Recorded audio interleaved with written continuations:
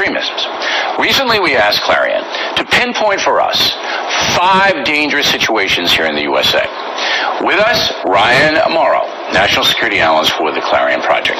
So you have many, many more than this, but we picked the top 5 that I think will be of interest. The first one is in Hancock, New York, about 145 miles northwest of Manhattan. What's going up in Hancock?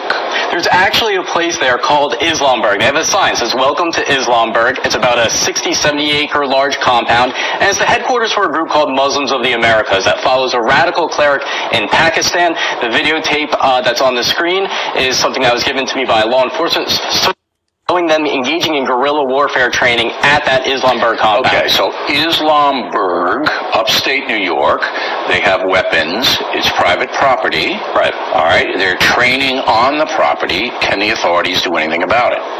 Beyond monitoring them, no, because they're not listed as a foreign terrorist organization. FBI documents that we've obtained do show that they consider them a threat, but because they don't have that designation, they're able to operate in the U.S. and we have Do you know how many people are up at this compound? And that specific one, no, but the estimates of the number of members that this group has across the country, they say they have 22 of these places across the country, is somewhere around 3,000. Training ground, wow. All right, now we have the Dar el-Hara Islamic Center in Falls Church, Virginia. What's going on there? Right, a history of radical leadership over there. Anwar al-Awlaki used to be their imam before he went over and he joined Al-Qaeda. And there was even videotape that was taken of the current imam speaking recently in Virginia, where he specifically said that Muslims should be first in line to get the arms for jihad.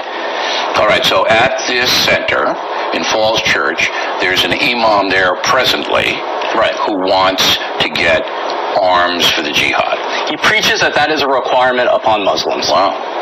All right, the third one is one I mentioned last night in Brooklyn, New York, with John Stossel. It's the Masjid at-Taqwa Mosque. What's going on here?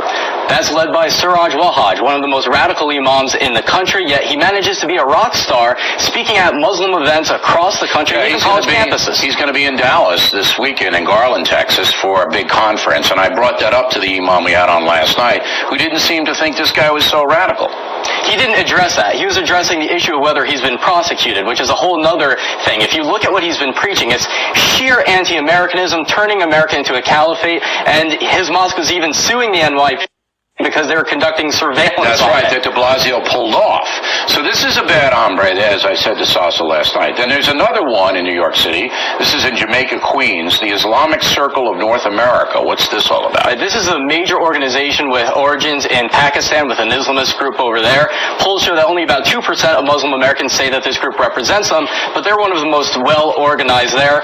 One of the leaders was actually indicted on war crimes in Bangladesh, and we have a copy of one of their teaching guides that tells Muslims to engage in deception in order to advance the jihadist cause and to implement Sharia governance. All right, then this comes out of Queens, right? This out of this mosque. That's the headquarters. That's the headquarters. All right, and finally, and this is the most controversial one, you have CARE, the Council on American-Islamic Relations, and they've been on this program. They do a lot of media. And what are you saying, that they're a dangerous group? Yes, they are basically a political influence operation of the Muslim Brotherhood, according to the Justice Department, not according to me. They specifically listed CARE as an entity of the U.S. Muslim Brotherhood, specifically its Palestine Committee that was secretly set up to advance the Hamas agenda. And the FBI wiretapped their leaders in 1993, talking about setting up CARE so that they could influence the media in their direction. Well, and that's what they do. They come out and they say, look, we're moderates, and we just want to give you our point of view. But you say that they're directly tied into terrorist groups? Into the Muslim Brotherhood, yes. Which is a terrorist group. Right, and Hamas is the Palestinian wing of the Muslim Brotherhood. Okay.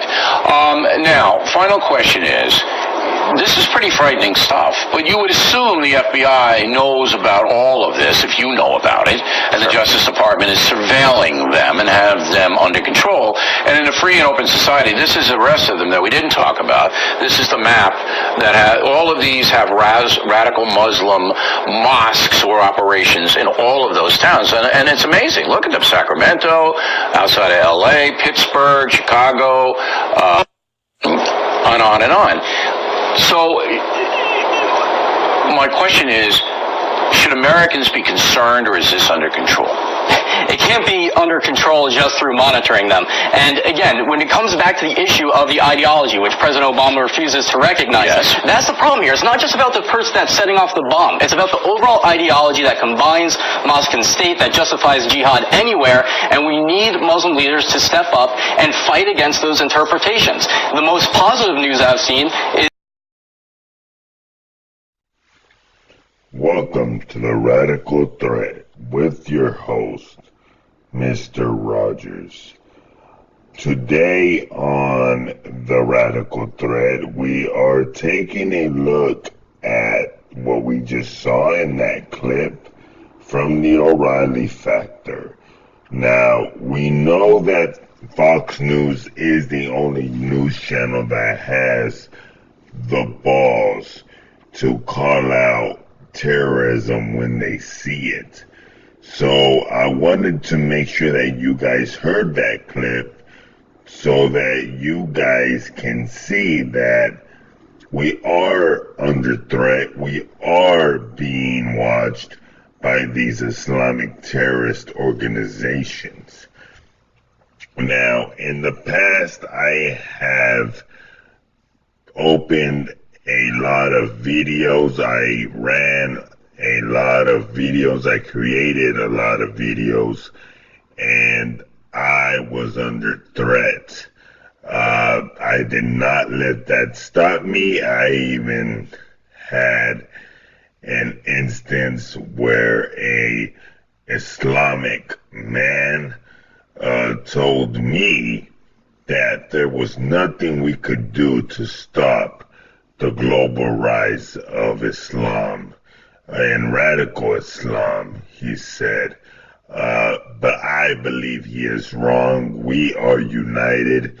We are going to fight. And with the recent election of President Donald J. Trump, it will come to fruition. We will stop these training camps.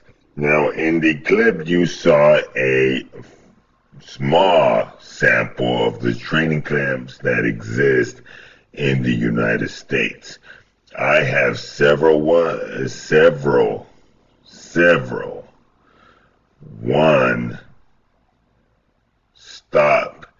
gaps that the FBI calls them, which are cities that you can go into but you cannot come out of. There are some located in Minnesota. There are some located in Tennessee. Now, these are cities that are run under Sharia law and which you nor I can walk into. Now, I want you guys to really research, and I will be posting a video about this specific town and training camp. Is one that was shut down in 1992 by the FBI, which was in Buena Vista, Colorado. And it was shut down in 1992 because the FBI saw that they were training terrorists to attack Western targets. Now, I ask all of you to remain vigilant. I will keep putting out videos. I need you to like, subscribe, and comment